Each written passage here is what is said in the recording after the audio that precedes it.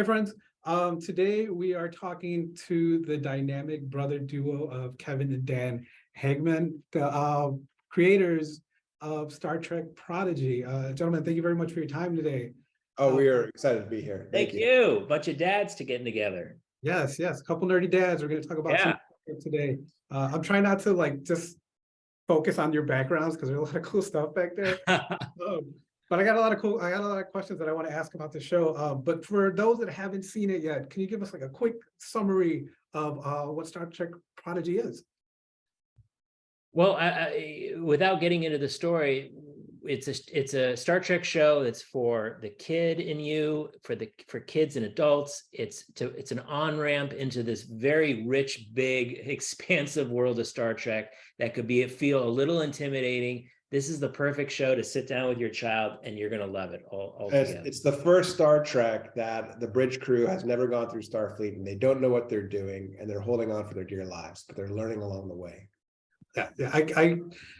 The first episode, I kind of compare it to the Goonies in a way. It's like this ragtag group. That's our influence. Yeah. Oh, awesome. Yeah, it's like they ragtag group got together and now they're on this adventure. But that first episode, it just felt like a movie. It was just so amazing watching everything, even the escape through the tunnel and everything. Yeah. It's like on the edge of my seat. I'm watching this. But my question for you is, the characters all look amazing. Rock Talk right now is my favorite. Good. But how I guess deep or how hands-on were you all with the creation of the characters or the look of the characters?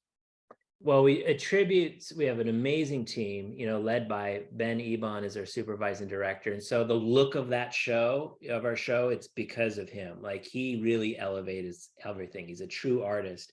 But as a writer, if you're writing a movie, you'd write the script and then you're done. It gets passed to the director, right? In TV, we get to be the showrunners. It's been the most enjoyable experience to be able to work with Ben and to look at character designs, to look at prop designs, to work with our composer, help direct our actors with voice acting. I mean, it's such a joy to be able to have a finger on everything and to just help create this thing. And I think the kid in us, when we were looking at these characters, we're like, well, what will these characters look like on a toy shelf? They got to be all different. You wanted toys. It's true. Wynn's going to have the coolest weapon of the group. Zero might have a light show up in their containment suit. Rock would have hugging rock muscles. We thought about those things. I think because this isn't about commerce. This is about what do we want to play with. When we were kids. Right. Yeah. I mean, again, all the characters are, but that's also the thing about Star Trek. Star Trek was always about the diversity of the characters, just having all the different sides or seeing different people in them. And then speaking. And we don't have to, unlike the other shows, we don't have to have an actor sitting in 6 hours of prosthetics and makeup. So we got to really play alien designs. And Rock Talk, we're going to go, I don't know how you would do that character in a live action show. It'd probably be too expensive. Yeah. And if it's CGI, sometime after a while, people would just be like, this doesn't look great enough. But I know that the show, like I said, I've had a lot of fun watching it. But there was one episode that I really wanted to talk about, and it's the Kobayashi episode. Just watching that and hearing the voices, I teared up because I grew up on original one and on Next Generation. Those are my favorites, and Deep Space Nine. But just seeing that and then hearing that, what was how did you guys decide you wanted to do this episode? And then when it was finished, when you watched it, what was your first reaction to that? It feels like your favorite day of writing when you come in. You're like, okay, who's going to be on the bridge? Who's going to be on the ultimate bridge? When Leonard Nimoy, when we got Leonard Nimoy's lines and got them put in, and it might have been an animatic stage or the animation wasn't there fully. It brought a tear to my eye because it was just to have our character Dal, someone brand new that we really helped create, standing there listening to him, Nimoy talking, and it just totally moved me. Sorry, Dan, go ahead.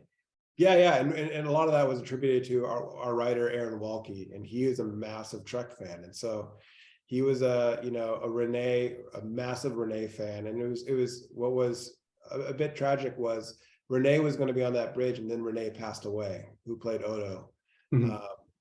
So then we knew for sure that we needed to keep that character on that bridge. And then if you think about it, it's in our first handful of episodes. And so we're wanting to introduce kids and a new audience to Star Trek. And so we're trying to take our time with our greatest hits. And we thought Kobayashi Maru is a really great aspect that's really fun about Star Trek that people love. And so we're like, an important lesson of the impossible mission, Yes.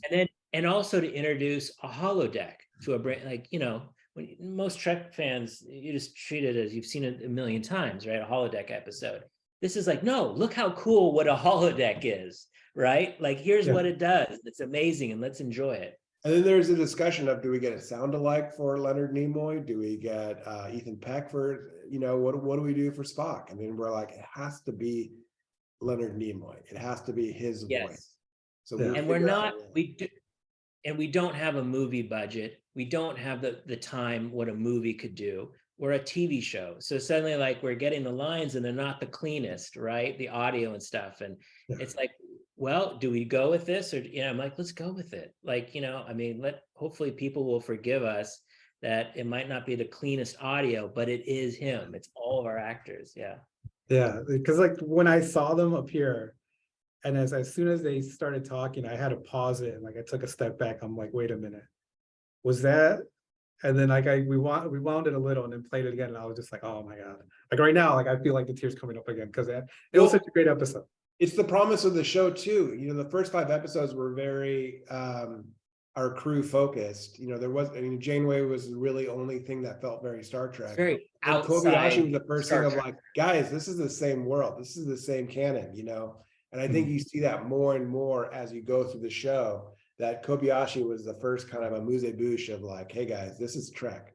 Yes. And these characters are flying toward Federation space. And so even now we just dropped a really cool holodeck episode, mystery episode last night. And like, we're up to our final 3 episodes, and like our ship is going into it's going to be amazing. I can't wait. Yeah. I guess I grew up on the original. And then just watching this, it brought me back, and I can't wait to share it with my kids because I was telling them about it. And it's Star Trek. I'm like, no, good. You'll enjoy it, trust me. But that actually brings me to another question. I mean, because nowadays, like the big thing is like multiverses and all these, and you kind of bought that in with these characters. So in the future, will we see more characters from the other episodes? Yep. Oh yes.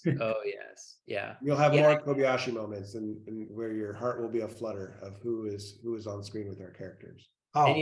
And you have to think like, these are our first 20 episodes. We're producing right now the next 20 episodes. The second chapter, and it's a whole new adventure. And it's let's just say fans are going to be happy. Nice. I know I have to wrap this up, so I have one question for you. You are on the ship and you're introduced to the food simulator. What's the first food that you would make? The first thing that comes to my mind, and damn, it was Christmas dinner with my mom's side of the family. It was like the prime rib and the special matador salad, and it's like the horseradish and the sour cream, that holiday meal that totally brings me back. Like I would always look forward to every year. Like that, I would totally make that. That's a good one. Nostalgia. Yeah. Nostalgia. I would have just said ribs or something, but ribs. Oh, like Janeway tells Rock Talk, she loves a woman that wants what she wants. So you want what you want, so just go for it. I just want ribs. Well, gentlemen, thank you very much for your time today. The show is amazing. I can't wait to watch the rest of it. And friends, Star Trek Prodigy, the first season is coming out on DVD. It's January. Check it out. And I guess we'll have to end it the proper way, like live long and prosper, friends. Thank you. Bye. Live long and prosper.